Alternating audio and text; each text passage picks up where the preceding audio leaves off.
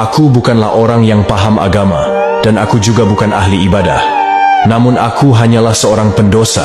Hanya saja Allah senantiasa menutup aibku, yang tak terhitung jumlahnya. Sungguh aku tidak pantas mengharap sorga, namun aku tak sanggup dengan pedihnya siksa neraka. Kata-kata ini aku rangkai dalam diam, dengan penuh harap, dalam hidupku yang kelam. Ya Allah, meski tak sempurna langkahku, namun aku ingin setia dalam ikhtiarku untuk mendapatkan ampunan-Mu. Menapaki jalan lurus penuh liku, semoga tak tersesat di tengah hati yang ragu. Bila angin fitnah menggoyahkan hati, kumohon Engkau menjadi pelindung sejati.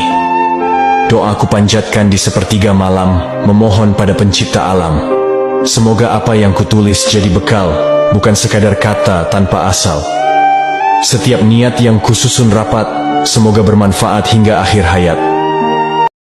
Inilah kisah seorang ulama yang gagal naik haji, tapi Allah menggantinya dengan sebuah keajaiban.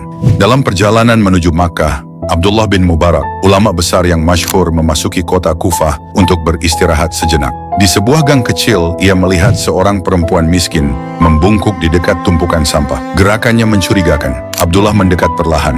Ternyata di tangannya ada bangkai seekor itik. Dengan suara lembut namun penuh keprihatinan, Abdullah berkata, "Wahai saudariku, memakan bangkai itu tidak diperbolehkan." Perempuan itu menatapnya dengan mata berkaca-kaca. Tuan, kami sudah 3 hari tidak makan. Anak-anakku menangis kelaparan. Aku tidak punya pilihan. Kata-kata itu menusuk hati Abdullah. Ia melihat wajah perempuan itu, lalu membayangkan anak-anaknya yang sedang menunggu di rumah dengan perut kosong. Kemudian dengan keteguhan yang muncul dari kedalaman iman, ia berkata, "Ambillah semua bekal hajiku, uang ini, barang-barang ini, bahkan keledai ini. Gunakan untuk keluargamu." Perempuan itu menutup wajahnya sambil menangis, tak mampu berkata apapun. Abdullah berdiri di sampingnya, merasakan kehangatan keputusan itu meski tahu konsekuensinya. Ia tidak akan berhaji tahun ini. Tanpa bekal, perjalanan mustahil dilanjutkan. Ia pun kembali ke kampung halamannya dengan hati tenang. Namun yang mengejutkannya, setibanya di sana orang-orang menyambutnya. "Selamat datang dari haji, wahai Abu Abdurrahman." Abdullah tertegun. "Aku tidak berhaji tahun ini." Beberapa jamaah kemudian berkata lantang, "Bagaimana tidak? Kami melihatmu di Makkah. Engkau membantu kami membawa barang, memberi minum, bahkan menenangkan orang-orang yang kelelahan." Abdullah terdiam. Malam itu ia berdoa lama, meminta penjelasan. Dalam tidurnya ia mendengar suara lembut, membawa kesejukan ke dalam hatinya. "Wahai Abdullah, sedekahmu telah kami terima. Sebagai gantinya, kami mengutus malaikat menyerupaimu untuk berhaji." Ia terbangun dengan air mata haru. Jika kamu pikir hidupmu berat, dengarkan kisah ini sebentar saja.